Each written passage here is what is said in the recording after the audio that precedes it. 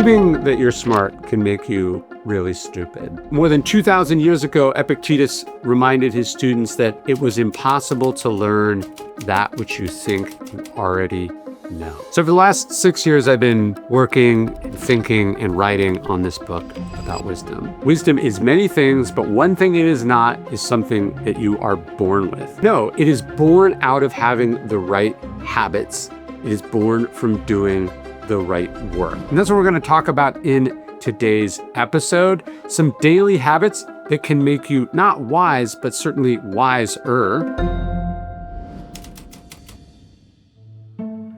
You have to ask questions. There's a famous story about the physicist Isidore Rabi. When he would get home from school every day, his mother wouldn't ask if he got good grades, how he did on a test, if he had any homework. Her first question wasn't even, did he have fun? Or how was he feeling? Or what happened at school? No, her first question was, did you ask a good question today? And maybe this doesn't seem like much, but it actually is everything, because questions are what drive discovery. Questions are how we learn. Think about Socrates, right? The Socratic method isn't Socrates walking around Athens telling people things. The Socratic method is about the asking of questions. And look, not every question has to be probing or incisive. It can be simple, like, what do you mean? How does that work? Or it can be something like, I'm sorry, I don't understand. Can you explain that again? Can you explain that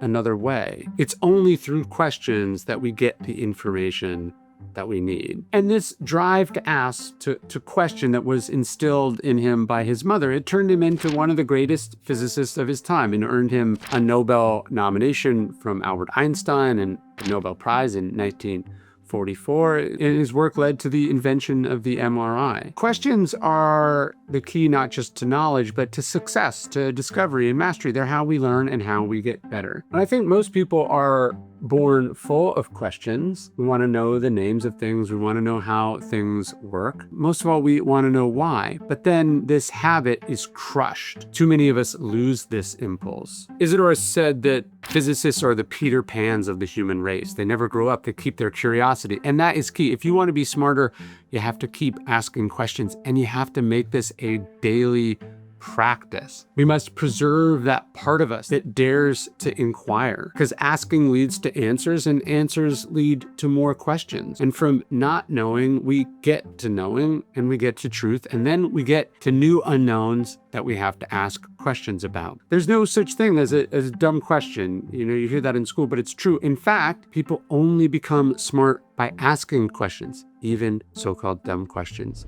So if you want to be wiser, start asking questions. Create a second brain. It began when Joan Didion's mother gave her a small notebook, hoping to keep her precocious 5-year-old busy. And she would still be filling up those notebooks 82 years later, including many at this very table that I am sitting at. Joan Didion used notebooks as a reporter and as a novelist. She turned to her notebooks when she was reeling from grief, when she was processing sessions with her therapist. She used them on her travels. She filled literally too many to count over the course of her life. And she relied on these notebooks, as well as index cards, to record observations and insights that would help her produce something like 5 novels, a dozen nonfiction books, screenplays like A Star is Born, and countless articles for some of the best papers and magazines in the world. Like it is for almost every creative, these notebooks were the raw material that fueled her art. A second brain, as it's called. And for hundreds of years, smart people have kept what's called a commonplace book. I keep one myself. I do all my reading in physical books, then I transfer them to note cards, and I organize these note cards by theme, and they're what I draw on when I'm writing articles, when I'm writing books, and when I'm making these videos. You should never read Pliny the Elder advised around the time of Seneca without taking extracts. As a young man, future General James Mattis hitchhikes to listen to a talk by the philosopher Eric Hoffer. And afterwards, Hoffer gives Mattis a piece of advice that changes his life. He says, make sure you write down everything you find. And he would start to accumulate a series of 3-ring binders that he would call his books of wisdom. And he draws on these when he's creating battle plans and weighing difficult decisions, when he's writing speeches or drafting orders. These collections of anecdotes, quotes, ideas, stories, these are what you need to be a successful person in the world. This is how you get smarter. You can't just rely on your memory. You can't just take this stuff and throw it in a black hole. You have to record it. You have to organize it.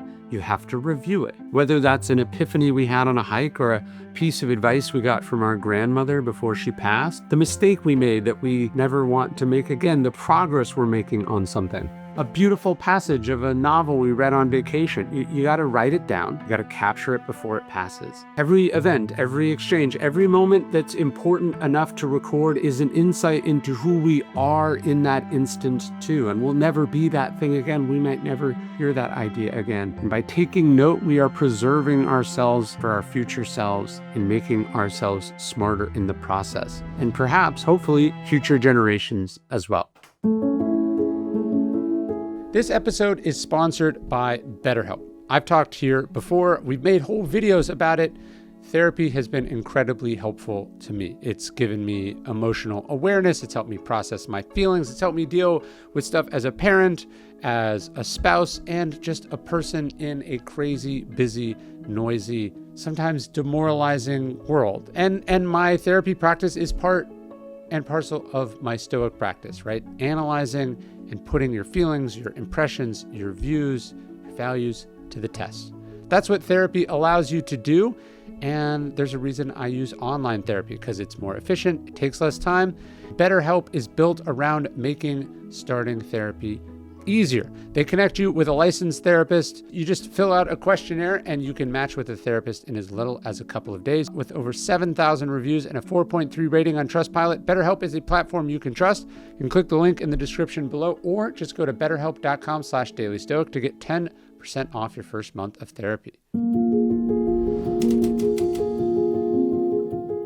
There's a lot of great talkers in this world, but there are not a lot of great listeners. Zeno, the founder of Stoicism, has two students, Aristo and Cleanthes. Aristo is a great talker. He's a smart guy. He does ask questions, which is awesome, but he mostly likes to hear himself talk. Cleanthes, on the other hand, sits and listens. And it's Cleanthes ultimately that Zeno leaves the school to. He would famously say and remind all of his students that we have 2 ears and 1 mouth for a reason. When we open our mouth, we are shutting our ears. And when we shut our ears, we miss out on things we could have learned. Someone else's perspective, someone else's experiences, someone else's advice. We close the door, we shut ourselves off from wisdom. There's a story in the wisdom book about Maya Angelou. As a kid, she was a giant ear which could just absorb all sound. You know, her childhood was scary and dark, but the solace was the time she spent in her room, inhaling poetry, listening to the voices in her house, out on the street, on the radio. She said she would listen to accents, that she just fell in love with the way human beings sound. She says there's no human voice that was unbeautiful to me. And her ability to really lock into how people talk and what they were saying and what they meant and how it came together, this is what shaped and informed her as a novelist. We shouldn't try to be a giant mouth. We should try to be like Maya Angelou, a giant ear. We should talk less and listen more. Because what we hear could change everything, and certainly it will change you. If you want to be smarter, listen more, talk less. Lou Gehrig was not a natural athlete. He makes himself one in the gym. And he wasn't a natural baseball player either. He made himself one. And he became great the way we will become great, which is by making mistakes. He famously lets a ball go through his legs during a tryout for the New York Giants in 1921. Costs him a spot on the team. In 1931, he passes a runner while rounding the bases and he gets called out. And it costs him not just a home run, but the home run title. In between, as well as before and after, he made a lot of mistakes, errors, as they're called in baseball, and he's credited with 196 in his career stats. Of course, some are more painful than others. Like, it's not fun to be sent down to the minors as he was in 1923. He said it took the heart out of him, but it actually didn't, right? He understands that in the minors, he's going to get more playing time. He's going to have more room to make mistakes. He's going to learn and grow as a player. When he came here, his manager at the Yankees would later say Lou Gehrig was one of the dumbest players he'd ever seen. But he said Lou Gehrig had a virtue that not many athletes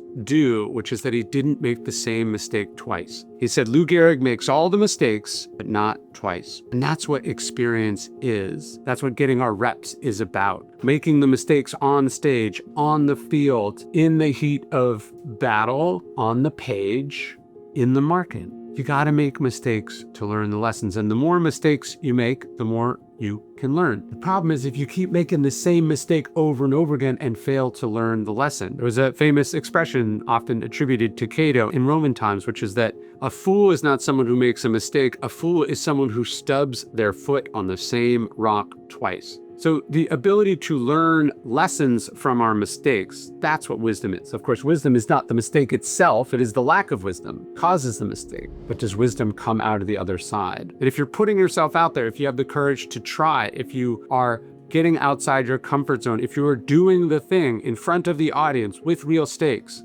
then you make the mistakes and you get better and you learn. But the problem is that shame and ego and stubbornness impede this process. We deny the error, we blame the error on someone, we continue in error. In Meditations, Marcus Aurelius is writing as the most powerful man in the world, but he reminds himself that if someone can show me where I'm making a mistake or looking at things from the wrong perspective, I'll gladly change because it's the truth that I'm after. And he said the truth never harms anyone. He says what harms us is to persist in self-deceit or ignorance. The mistake is not the problem. Making the mistake again and again because you refuse to learn the lesson of the mistake, that's the problem. That's the difference between a wise person and a fool. You don't have to be perfect. You just have to make mistakes and learn from them.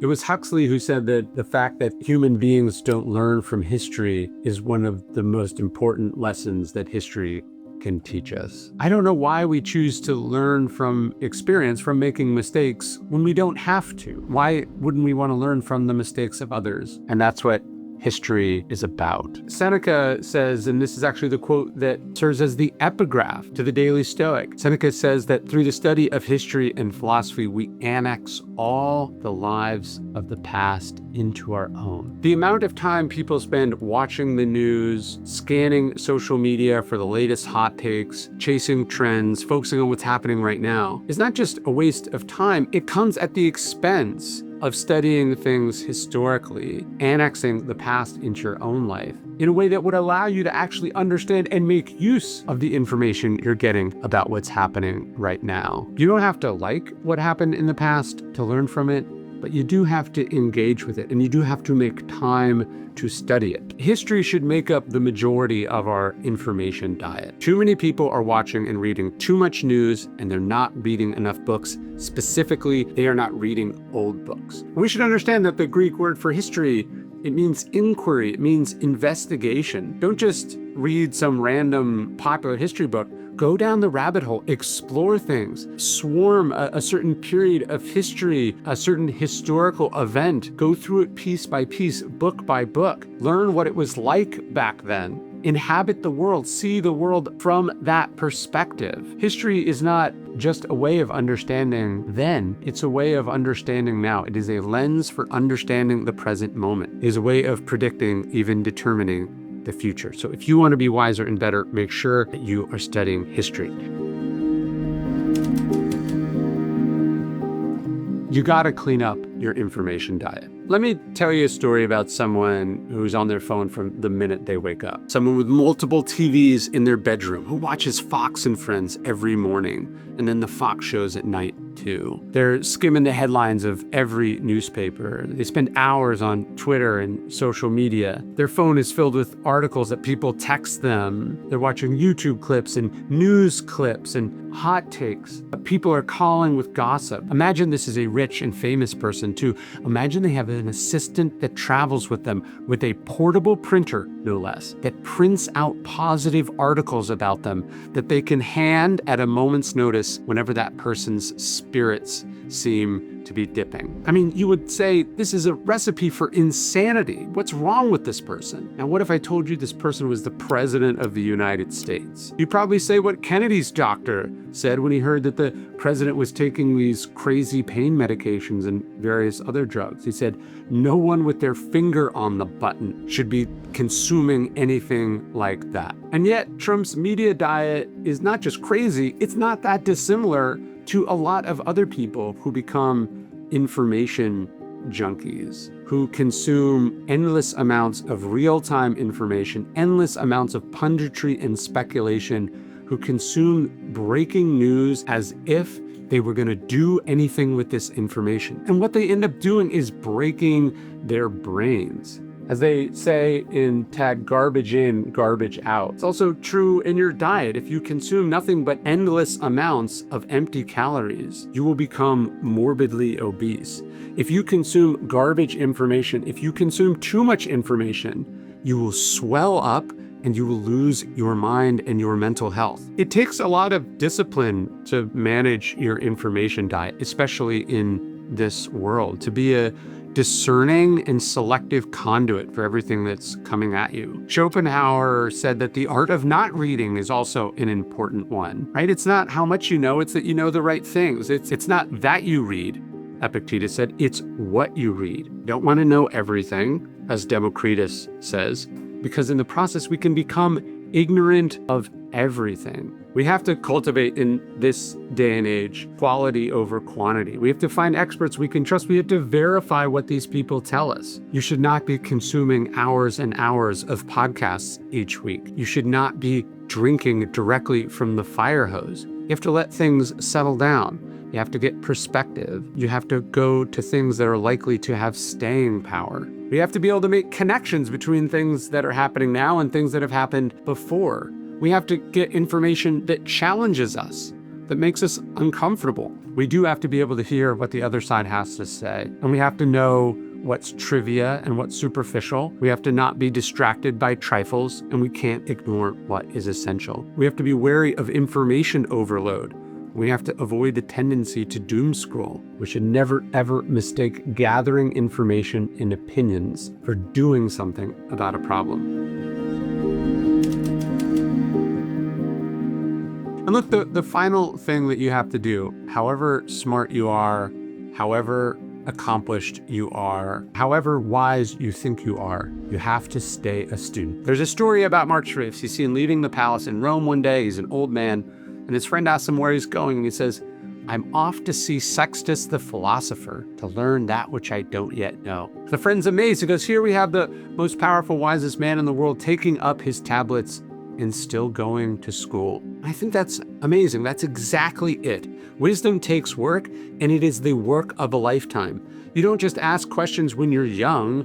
You don't just read a bunch of history while you're in college. These are things you have to keep doing. You have to do always. If you think you've graduated, if you think you've learned everything there is to learn, in a sense, you're right, because it becomes impossible for you to learn anything else. So the most foundational daily habit, the way you can continue to become wiser, is to focus on what you don't know and to go after resolving that problem, to continue learning, to remain ever a student. I love that Marcus Aurelius was going to see the philosopher, not even bringing the philosopher to him. So if we want to learn, if we want to become wiser, we have to remain students, not just when we're young, not just when we have time, but always and forever. Wisdom takes work, and it's work we have to keep doing. So keep doing that work today and always. Every day I send out one Stoic-inspired email to hundreds of thousands of people all over the world. If you want more Stoic wisdom in your inbox, you can sign up at dailystoic.com/email. It's totally free. You can unsubscribe at any time. We'd love to have you. dailystoic.com/email.